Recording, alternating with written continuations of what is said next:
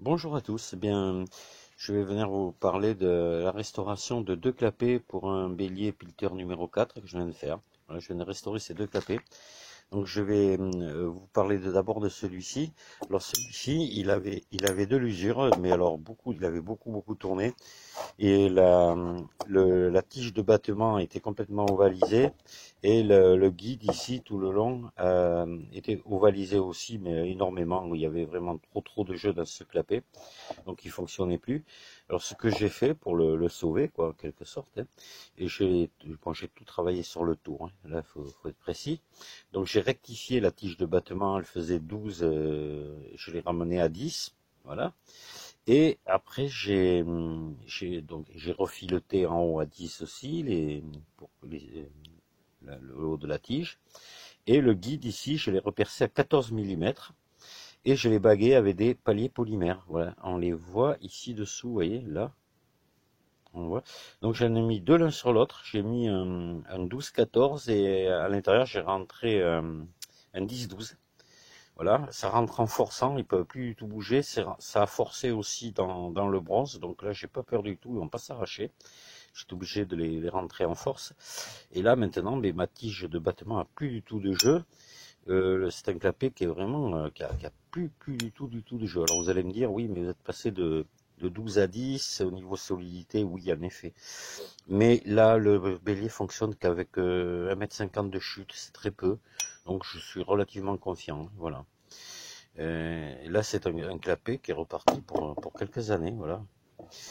Et l'autre, il avait pas de jeu dans ce clapet. Ce qui s'est passé, c'est qu'il avait la tige de battement cassée au ras du disque.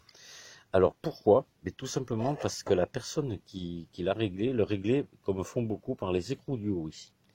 Et ça, c'est une chose qu'il faut pas faire. Ces écrous, on va les régler une bonne fois pour toutes. J'en ai déjà parlé sur une autre vidéo, je l'explique ça. Et ça, c'est Monsieur Walton qui m'a expliqué ça aussi. Et je l'ignorais moi aussi d'ailleurs. Euh, donc, pour régler ces clapets, on vient visser complètement à fond la vis de réglage, complètement en bas. Et après, et là, on s'arrange, on dévisse ici les deux écrous jusqu'à ce que le clapet, ici, soit environ à 1 mm du bas. Voilà, il faut qu'il y ait ici, là il y a un peu plus, mais 1 mm c'est bon. Pour ne pas qu'il touche contre le corps du bélier en bas. Sinon il casse. Et là on le voit, ça lui vraiment, il a tapé, il a tapé sur le corps du bélier et il a fini par casser. Voilà.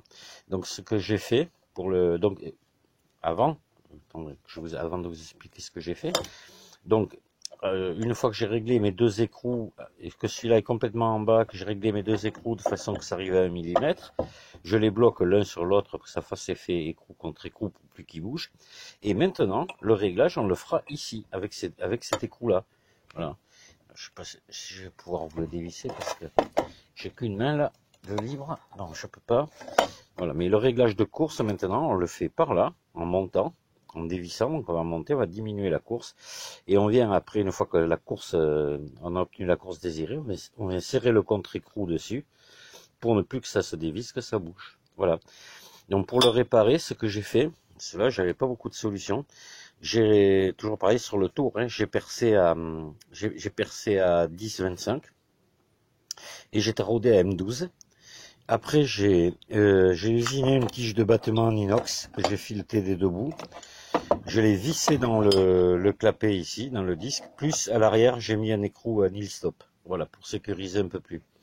Et voilà, et puis deux écrous inox en haut. Et voilà, il a une nouvelle tige de battement. Voilà. Donc je pense que ça devrait tenir. Il n'y a pas de raison, hein. Voilà, c'est un clapet qui est refait, quoi, finalement. Donc ça fait une sacrée économie parce qu'un clapet comme ça, comptez entre 700 et 800 euros, hein, à peu près. Donc ça vaut quand même le coup d'essayer de faire quelque chose, de les réparer, de les faire durer. Voilà. Et sachez que si vous en avez comme ça de cassés ou d'usés, je vous les réparerai. Je le fais bénévolement. Je ne prends rien du tout pour le faire. C'est un plaisir pour moi.